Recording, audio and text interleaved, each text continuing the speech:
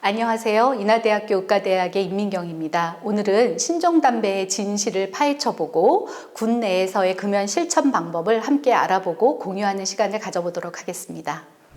여태까지는 권련이라고 해서 우리가 일반 담배라고 부르는 담배들이 우리나라에서 주종을 차지해 왔습니다. 하지만 담배 제품들이 담배 회사의 마케팅 전략과 맞물려서 굉장히 다양하게 진화하고 있고, 그래서 신종 담배라고 하는 담배들이 생겼습니다. 대표적인 것이 액상형 전자담배들이고 또 권련형 전자담배, 가열담배라고 불리우는 제품들입니다.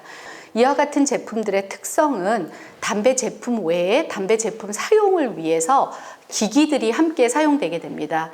이와 같은 기기들은 그간의 담배 규제를 위해서 정부에서 만들어 놓았던 여러 가지 법률상의, 그다음에 정책상의 규제들을 벗어날 수 있도록 하는 그런 특징을 가지고 있습니다.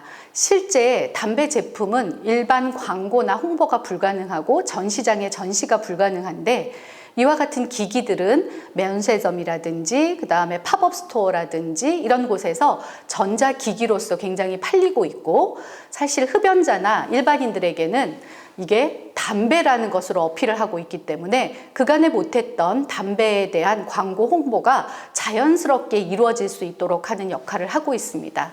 이와 같은 것에 의해서 영향을 가장 많이 받는 것이 아마 우리 청소년들이라고 생각을 할 수 있겠습니다. 그래서 담배 회사들은 이미 중독이 되어 있는데 권련 외에 또 다른 담배 제품을 만드는 건지 우리가 생각해 볼 필요가 있는데요. 담배 회사가 담배를 만들어서 판매하는 가장 중요한 포인트는 회사의 이윤 창출입니다.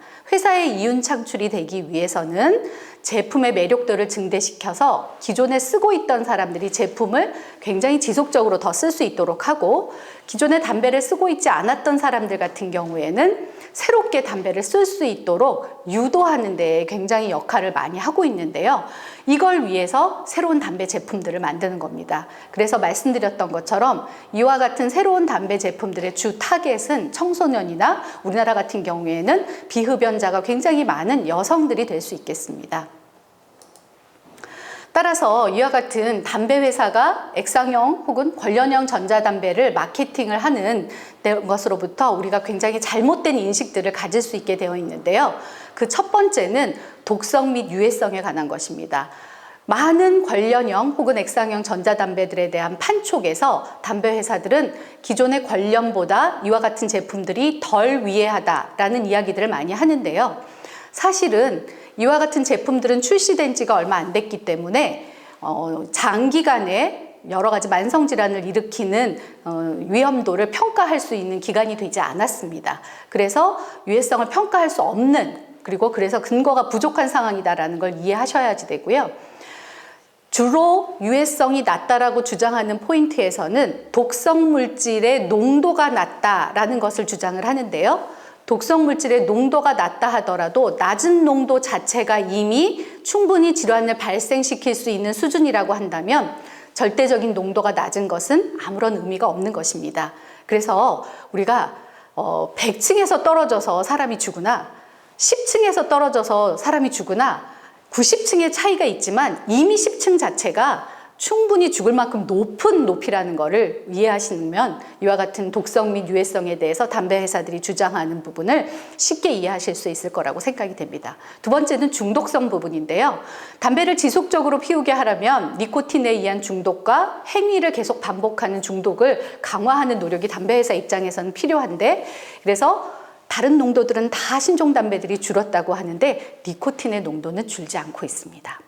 매력도 부분도 아까 말씀드렸던 제품의 기기라든지 디자인이라든지 이런 것들을 통해서 사람들에게 굉장히 어필하고, 특히 청소년들 같은 경우에는 맛이나 향기 이런 것들을 통해서 스스로의 캐릭터라이징, 나의 특별한 어떤 특이점으로 이 담배 제품을 가져갈 수 있도록 함으로써 매력도를 높이고 비흡연자들이 담배에 대한 관심을 더 가질 수 있도록 하는 그런 마케팅들을 진행하고 있습니다.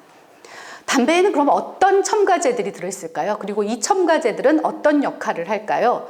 멘톨은 거의 모든 담배 제품에 들어있다고 보셔야 되고, 목넘김을 좋게 한다든지 흡입량을 많게 한다든지 하는 데 굉장히 중요한 역할을 합니다. 글라이콜이라든지 포타슘 사이트레이트, 바닐린과 같은 것들은 연기에 의한 자극 감소라든지 입자의 가시성, 배출물의 입자의 가시성을 굉장히 낮추어서 마치 이 신종담배들은 냄새나 연기가 없어서 간접흡연의 위해가 없는 제품들이다라는 오인지를 불러일으키는데 굉장히 중요한 역할을 합니다. 마지막으로 설탕도 우리가 첨가되는 성분 중에 하나인데요. 설탕 같은 경우는 담배가 가지고 있는 pH를 낮춰서 자극을 떨어뜨리고 맛을 부드럽게 해서 목 넘김을 좋게 하는데 굉장히 중요한 역할을 하게 됩니다. 관련형 전자담배가 일반 담배보다 덜 해롭다 이런 생각들 많이 하시고 담배 회사들도 마케팅을 많이 한다고 말씀을 드렸는데요. 실제에 많은 연구 결과를 보면 이와 같은 덜 해롭다는 근거는 부족하다라는 걸 너무나 알 수 있고요. 미국 필립 모리스 담배 회사가 미국의 식품의약품안전청에 보고한 연구 결과를 보면 57개의 측정된 성분 중에서 56개의 유해물질 농도가 일반 담배에 비해서 높게 측정됐다라는 결과를 제시하고 있고 평균적으로는 154% 높고 그다음에 1000% 이상 높은 것들도 7개 성분이나 된다라는 걸 놓고 보면 담배에는 들어있지 않지만 새로운 신종 담배에는 추가적으로 들어있는 성분이나 그 성분의 농도가 훨씬 높은 것들도 굉장히 많다. 그렇다면 그것으로 인한 건강 위해가 줄어들 거다라고 예측하는 것은 합리적이지 못한 예측이라고 볼 수가 있겠습니다. 액상형 전자담배로 바꾸어서 금연해야지라고 생각하시는 분들도 많이 계실 텐데요. 그거는 잘못된 생각입니다. 우리나라에서 진행된 많은 연구들에서 액상형 전자담배로 바꾸어서 금연하겠다고 하신 분들 중에 사실은 액상형 전자담배를 끊지 못하시거나 나중에 다시 관련으로 돌아오시거나 심지어는 관련형 전자담배까지 함께 사용하시는 경우들이 많이 발견되고 있고요. 실제 액상형 전자담배 성분 중에는 크로토노알데하이드라고 하는 성분이 포함되어 있는데 이와 같은 것은 폐의 상피세포의 염증을 굉장히 촉진하는 효과를 가지고 있어서 급성 염증성 질환, 폐에서의 질환으로 건강에 위해를 일으킬 수 있는 그런 특징을 가지고 있기도 합니다. 따라서 꼭 기억하셔야 할 포인트는 액상형 전자담배, 국내에서는 금연 보조제로서의 활용되기보다는 청소년들이 담배를 시작하는 입문 제품으로 활용되고 있다라는 점 기억을 하셔야지 될 것 같고요. 자, 이와 같은 신종 담배가 판매되고 있는 상황에서 어떻게 우리가 금연을 해나가야 될지 비흡연자의 입장에서부터 살펴보도록 하겠습니다. 비흡연자라면 군 생활 동안 담배를 배우지 않도록 계획을 철저히 세우시는 게 굉장히 중요합니다.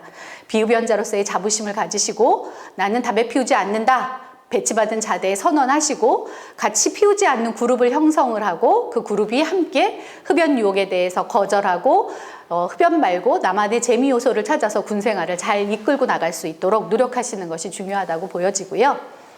어쩌다 나는 조금씩 피우는 흡연자다라고 하면 언제든지 마음먹으면 끊을 수 있다라는 허세를 부리시기보다는 그럼 당장 한번 실천해 보시기 바랍니다. 그래서 끊을 수 있다면 너무 좋은 비헤이비어를 우리가 가지고 제대를 할 수 있는 그런 상황이 될 수 있을 거라고 보여지고요. 이와 같은 금연 실천을 위해서는 군 상황을 고려할 때 금연 상담 전화라든지 온라인 금연 지원 서비스를 활용하시는 것도 굉장히 좋은 방법이라고 생각이 됩니다. 흡연량이 많고 흡연 기간이 굉장히 긴 흡연자다라고 하는 경우에는 우리가 20개피 이상, 그 다음에 금연의 장애가 굉장히 많고 이전에 금연을 반복적으로 시도했으나 실패하신 분들을 우리가 주로 이야기하는데요. 이 경우에는 혼자서 하시는 금연보다는 도움을 받는 금연을 하시는 게 너무 좋습니다. 그래서 금연 상담 전화, 그 다음에 군내 금연 클리닉 이런 곳에 계시는 전문 상담사와 상담을 진행을 하시고 정말 그럼에도 불구하고 끊는 게 어렵고 힘들다라고 생각이 되신다면 단기 금연 체험 프로그램을 시도해 보시는 걸 권해드립니다. 단기 금연 프로그램은 한 5일 동안에 내가 되게 참기 힘든 담배를 참아보는 노력을 반복해서 시도함으로써 금연에 대한 자신감을 키우고 내가 금연 상황에서 겪게 되는 어려움들을 미리 점검하고 대처 방안을 만들어냄으로써 실제 본 금연을 시작했을 때 굉장히 큰 도움을 얻으실 수 있는 그런 프로그램입니다.